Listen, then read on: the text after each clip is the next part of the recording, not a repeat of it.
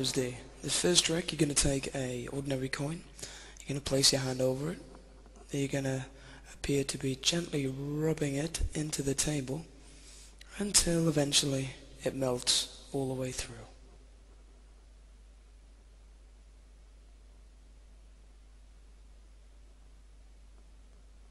Now this trick uses a technique called lapping. I'm going to use a poker chip so you can see it a bit clearly. Now, with every rotate of your hand, you're going to move the chip back slightly, and you're going to keep doing it. Although this looks innocent from the front, you're going to keep doing it all the way until it drops into your lap, hence lapping.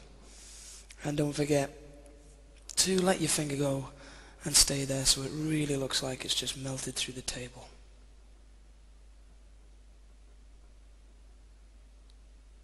This is the flick switch. You take a black and white joker out of any pack, take an empty hand, run it over, and turn it into color, just like so.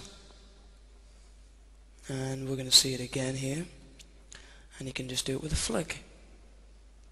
Ta-da! It's color.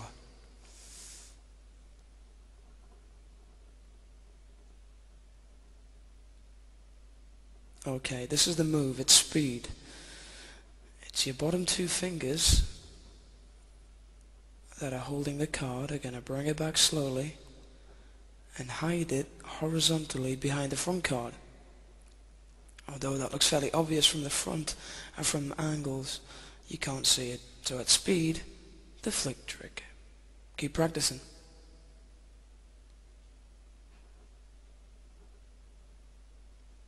This is a little trick called the pass. It's to do with card control, keeping a certain card where you want it to be, which is always what you need in Magic. So you're going to ask a spectator to choose a card, as many of these tricks do start. So for instance, this time the spectator has chosen the 6 of spades. Now what you're going to do is rifle through the pack like that. You're going to ask the spectator to stop you. It's around about there. Put the 6 of spades back in the deck. Place the rest of the cards over. Square it up nice and neatly.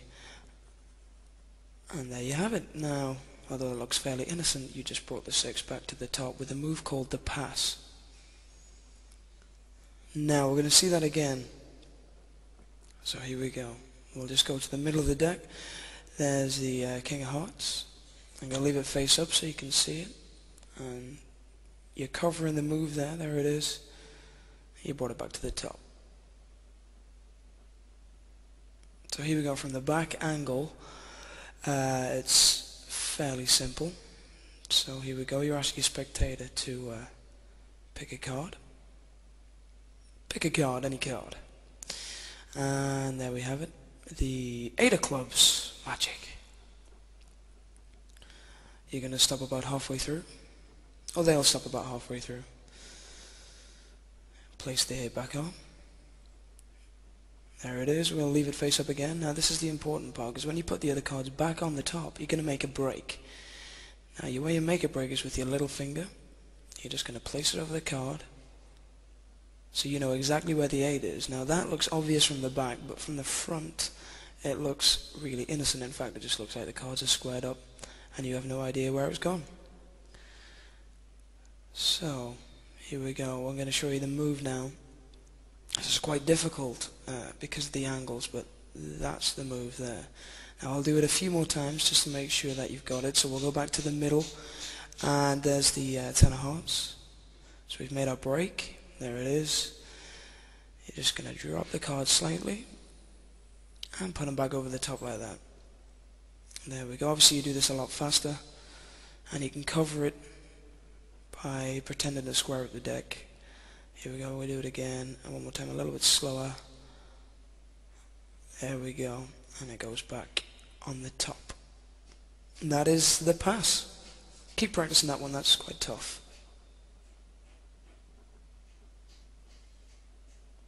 Okay, this is a card force. It's a really one of the first things you'll learn. You want to force a card upon the spectator. So you're just going to rifle through the pack as always. So you rifle through, ask them to stop, and they're going to stop round about, say, the middle. Okay, you're going to separate the cards. You're going to turn over the one they stopped on, which was their free choice. In this occasion, it's a 2 of hearts. So there's the 2 of hearts there. Now, the punchline can be anything. This time I've put the 2 of hearts underneath the felt. You can have it behind a window, absolutely anywhere at all. And this is how you do it. Okay, so how did I know it was going to be the 2 of hearts, and how did I do it? Well, all I did was figure out which card I wanted to use and put it on the bottom. There's the 2 there. Now, in order to make it look innocent and you haven't prepared the deck, we're going to shuffle the deck because you want it to get it on top. So the way you do that is like that. Now we'll do that a bit slower there. All you're going to do is a regular shuffle, but we're just going to take one card right at the beginning. That's your 2 of hearts, and that brings it to the top quite neatly. So you have the card on the top. You can do any type of shuffles. As long as you know where it is, you can make that pile finish last and do the old overhand shuffle, and it's still on the top there. So I'm just going to do that a few more times so you can really get to grips with it, and just see the move at speed a couple of times and how fast you're going to need to do it.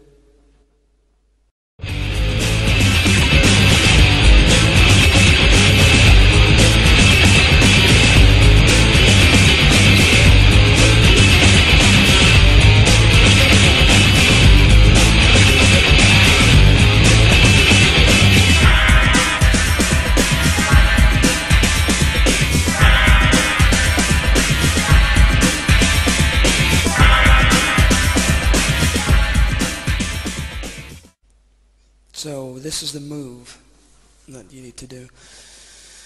Okay, so you have your 2 of hearts prepared on top, or whatever card you'd like to use. You're going to take your thumb, place it on the top of the pack, rifle through. Now this is the move here. What you're going to do, when you take the top cards away, you're going to use your thumb to slip off the 2 of hearts and put it on their pile, on the card they stopped on. Now we're going to do that again. Like that, here it goes, there. Now that was medium speed, but you're going to need to do it a little bit faster than that. We'll just turn it over just so you can see it here.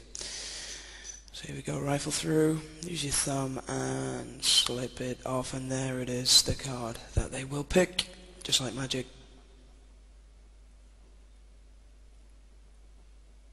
Okay, this is the French drop. It's a really, really basic coin vanish. You take a coin, you take it in your other hand, and wow, it's gone. I must be a guru. There we go. So the way you do the French drop is quite simple.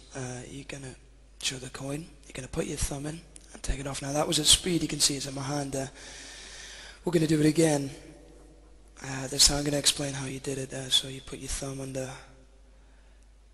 You're going to move your thumb slightly back and let it drop into your palm. So we'll do it again. I'll do it a few more times just so you can get it. Yeah, that time was a bit rubbish. We'll do it again. Here we go.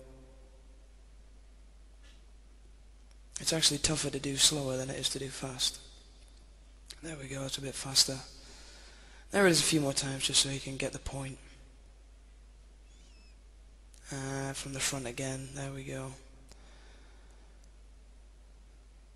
Now it's really important when you do this trick to try and move your thumb very, very slightly, and of course when you take the coin away, leave that gap in your fingers in your hand. I'm going to point it out there. Leave that because it looks like it's literally just gone from there into your other hand. It's a good convincer.